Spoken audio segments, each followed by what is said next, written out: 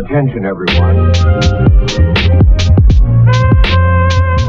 But I'm like, hold up. I got numbers today, boys. I think I screen recorded it. I wonder if I can play it. I should be able to get it. Okay, so I screen recorded a clip last night of when they were talking about enacting essentially martial law on Los Angeles. They say, yo, tonight we'll be having a curfew. All you motherfuckers will be staying inside. All businesses will be shut down and all this. So I'm like, okay, sketch. But they made some interesting comments in there on let's roll it and I'll tell you what about it. We have a pandemic that this country has not seen in 100 years. We're in the midst of it, and this organization has struggled to provide for the public health and support of the region, and that has taxed us. This is taxing us. So effective immediately, we're mobilizing our entire organization, something we have not done in more than 20 years.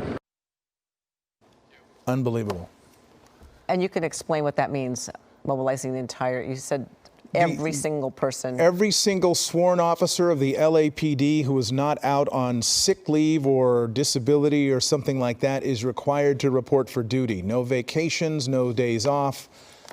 Everybody, all hands on deck, essentially. There are 9,000 sworn Los Angeles police officers, which sounds like a lot. It is not. As he mentioned, a city of 4 million people. That is one officer roughly for every 433 residents in the city of Los Angeles. So we are, it is the lowest, one of the lowest ratios of police officers to residents of any major city in the United States, and they are taxed. So what he says there, that 9,000 cops, there's 9,000 police. They said they mobilized the entire force, everybody off vacation. Nobody gets the night off. Nothing. Get your dick out your girl right now. Come to work. Everybody. Yep. And they're 9,000 deep. In a city of 4 million people. In a region of 10 million people. Okay? That's one cop, they said it, per 432 people.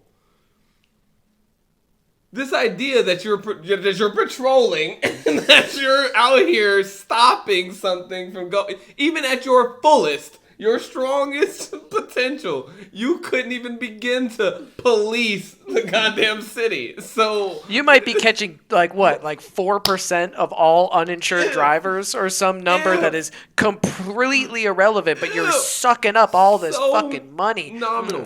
So what does it create though?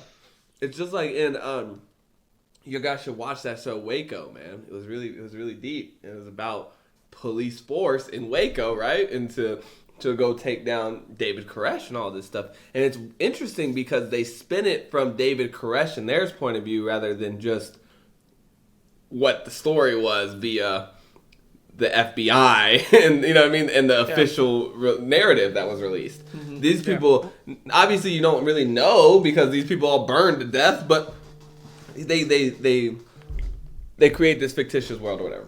In there though, there's this cop, and he represents this overzealous, angry cop, and he makes this comment where he's like, how they have to show force. Because he's like, if I don't show force here, there's hundreds of other motherfuckers out there that are watching. And he starts lending to this idea that their blue line is so thin that they feel like they have to show all this big might out in the streets so that people feel like the police force is out here, right? You know what I mean? Like, because if you don't feel like they're out here, you might be encouraged to make more moves because 430, I mean, why you loot, right? Because it's like, hey, they're busy. Let's get some other shit going on. Yeah, they ain't over here by the H&M. Let's bust these windows down. Right. And so I'm taking the mannequin home. That's one of the core fundamental broken parts about this police force and all of this is they're just trying to be bigger than they actually are. And so they end up ruffling a bunch of individual people very roughly to try and set this precedent, you know? In the streets, this is what we refer to as doing too much. Yeah. These niggas are doing too much. Mm-hmm. Way too much. That's what it is. They're just doing too much. Just dial it back. Chill, bro. Just redefine protection all If you're this, protecting me, like- you don't have to check my papers. like you said, at this Just- point, black communities are like, get the fuck out of here. We don't need you, all right? You're not helping the situation any. Now we're afraid of, getting killed by each other and also getting killed by you. So it's just like, it's more force in a situation, in a place that's already force riddled, and it's not helping them any. When, like I always say, the way I like my police force, I want my police service. That's what I want. I want a police service. When I need you, I'll call you. In the meantime, sit down somewhere, nigga.